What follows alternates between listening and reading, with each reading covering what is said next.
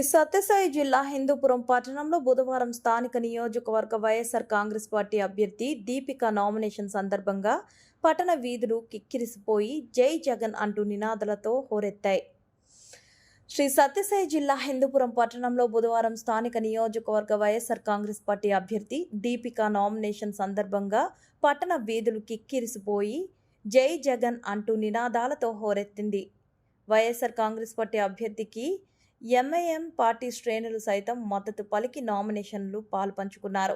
YSR Congress party అభ్యర్థి దీపిక పట్టణంలోని సూగూరు ఆంజనేయ స్వామి ఆలయంలో ప్రత్యేక పూజలు అనంతరం భారీ ర్యాలీగా బయలుదేరి తహసీల్దార్ కార్యాలయం వద్ద చేరుకొని నామినేషన్ దాఖలు చేశారు.